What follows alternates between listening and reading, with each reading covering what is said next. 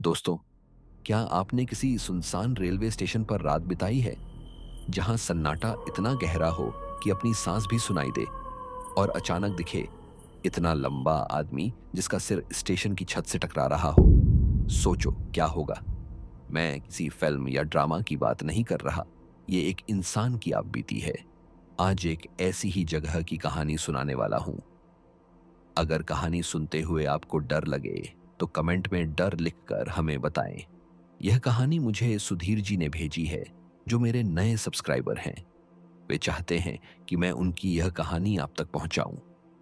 वे इन घटनाओं को भूलना चाहते हैं, लेकिन हादसा ही ऐसा था कि किसी के लिए भी उसे भुला पाना मुमकिन नहीं। यह उस समय की बात है जब उनकी नई नई नौकरी लगी थी। मध्य प्रदेश के शिवपुरी जिले में एक छोटा सा गांव है, बरोदिया खुर्द। गांव से 4 से 5 किलोमीटर दूर एक रेलवे स्टेशन है, खोंकर रेलवे स्टेशन।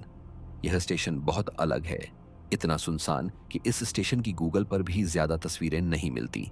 सुधीर एक 21 साल का आम लड़का था, बैचलर लाइफ और जिंदगी में ज्यादा रोमांच नहीं। उसका सपना था सरकारी नौकरी, और आखिरकार जब रेलवे में नौकरी मिली तो उसने बिना कुछ सोचे स्वीकार कर लिया। उसकी पहली पोस्टिंग खोकर स्टेशन पर हुई, एक ऐसी जगह जहां दिन में सिर्फ 2-3 लोकल ट्रेनें रुकती थीं। स्टेशन पर न कोई स्टॉल था, न प्लेटफॉर्म। रात के वक्त तो पूरा इलाका एक भयावह जंगल जैसा लगता था। सुधीर की पोस्टिंग के पहले दिन ही स्टेशन मास्टर ने कहा था, बेटा, यहां ज्यादा लोग नहीं रुकते, रात में अकेले मत घूमना, और अगर रात के वक्त कोई प्लेटफॉर्म पर आए भी तो उस पर ध्यान मत देना, बस अपने काम पर ध्यान देना। सुधीर ने मुस्कुराकर स्टेशन मास्टर से कहा, आप चिंता मत करो, मैं ठीक से अपना काम करूंगा। अब यह कहानी सुधीर के नजरिए से सुनते हैं। कुछ महीने ऐसे ही बीत गए और ठंड का मौसम आ गया। वो नवंबर की सर्द रात थी। मैं अपने लकड़ी के केबिन में बैठा था। केबिन की दीवारें लकड़ी की थीं और दरवाजा पुराना। जरा सा हवा का झोंका लगे तो चरमराने की आवाज करता। रात के करीब 2 बजे रहे थे। मैंने किसी के चलने की आवाज सुनी, जैसे कोई बाहर झाड़ियों में चल रहा हो। पहले सोचा हो सकता है कोई जानवर हो, पर आवाज लगातार आ रही थी। फिर सोचा शायद स्टेशन मास्टर किसी जरूरी काम से आए होंगे या कोई जानवर होगा। पर जब वो आवाज आनी बंद नहीं हुई तो मैं अपने बिस्तर से उठा और दरवाजे के पास गया। मैंने केबिन की खिड़की हल्की सी खोली और यहां वहां नजर घुमाकर देखा। बाहर पूरा अंधेरा था और ठंडी हवा चल रही थी। प्लेटफॉर्म खाली था, लेकिन तभी मैंने देखा प्लेटफॉर्म के एक कोने पर कोई बहुत लंबा सा आदमी खड़ा था। उसका सिर प्लेटफॉर्म की छत से टकरा रहा था। यह सब देखकर मानो मेरी तो जान ही निकल गई थी। मैंने अंदर से टॉर्च उठाई और धीरे से टॉर्च उस लंबे आदमी पर मारी। वो आदमी नहीं था, वो कुछ और था। तभी वो मुड़ा और उसने मेरी तरफ देखा। उसकी आंखें पूरी सफेद, नाक नहीं थी, हाथ लंबे जैसे किसी जानवर के हों और नाखून 5 इंच लंबे। वो खड़ा था और मैं उसे हैरानी से देख रहा था, मानो उस जगह पर जम सा गया हो। मुझे कुछ समझ नहीं आ रहा था। वो अचानक हिला और भागता हुआ केबिन के पास आने लगा। इतना खौफनाक मंजर देखकर मेरा दिल दहल गया। मैं जल्दी से खिड़की बंद करके अपने बिस्तर पर भागता हुआ गया और चादर के अंदर छुप गया। मैं बहुत ज्यादा डर गया था। और तभी बाहर एक आवाज आई। उसकी आवाज में एक खरखराहट सी थी, मानो उसके गले से सांस निकल रही हो। वो बोल रहा था, बाहर आजा, डर क्यों रहा है सुधीर? मैं ये सब चादर के अंदर से सुन रहा था, पर उसे मेरा नाम कैसे पता? वो फिर बोला, तुझे क्या लगता है अंदर तू बच जाएगा? ये बोलकर वो हंसने लगा। मेरी तो हालत खराब थी। मैं दुआ कर रहा था कि वो यहां से चला जाए और सुबह हो जाए। कुछ समय बाद सब सामान्य हो गया, जैसे तैसे मेरी आंख लगी ही थी। तभी ऐसा लगा कोई नाखून से दरवाजे को खुरच रहा हो। मेरी आंख खुली और वो आवाज सुनकर मेरा दिल तेजी से धड़कने लगा। मैंने हिम्मत करके जोर से बोला, क्यों परेशान कर रहे हो मुझे? मैंने तुम्हारा क्या बिगाड़ा है? और तभी एक हवा का झोंका अंदर आया और वो लालटेन बुझ गई।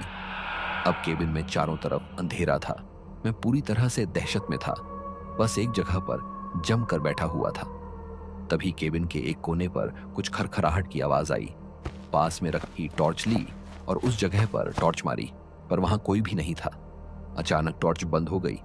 मैं हड़बड़ाकर टॉर्च को जलाने की कोशिश कर रहा था। तभी टॉर्च जली और कोने में जो मैंने देखा वो देखकर किसी को भी दिल का दौरा आ जाए। अब वहां पर कोई पीठ घुमाकर बैठा हुआ था, काले साए की तरह। मैं ये देखते ही उछल पड़ा और बिस्तर से उठकर बाहर भागने लगा, पर घबराहट के मारे मुझसे दरवाजा नहीं खोला जा रहा था।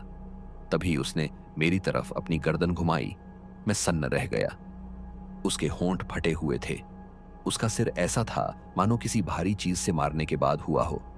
आंखें सफेद थीं, सीने की हड्डियां टूटी हुई नजर आ रही थीं। उसकी नाक तो थी ही नहीं। चेहरा इतना भयावह था कि एक नजर देखते ही मैंने अपनी आंखें बंद कर लीं और जोर जोर से चीखने लगा। मुझसे ये सब बर्दाश्त नहीं हुआ और फिर आंखों के आगे अंधेरा छा गया। मैं जमीन पर गिर पड़ा।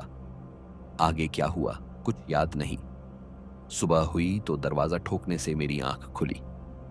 मैंने घबराकर अपनी आंखें खोली तो देखा अब केबिन में उजाला था। सुबह हो चुकी थी। मैंने उठकर दरवाजा खोला तो स्टेशन मास्टर गुस्से में बोले, ये कोई समय है सोने का? सुबह 5 बजे मेल ट्रेन जाने वाली थी, तुमने सिग्नल नहीं दिया, उसकी शिकायत आई है, इसलिए मैं यहां पर आया हूं। मैंने रात में बीती वो बात स्टेशन मास्टर को बताई, जो कुछ कल रात मेरे साथ हुआ। स्टेशन मास्टर ने मेरी पूरी बात ध्यान से सुनी।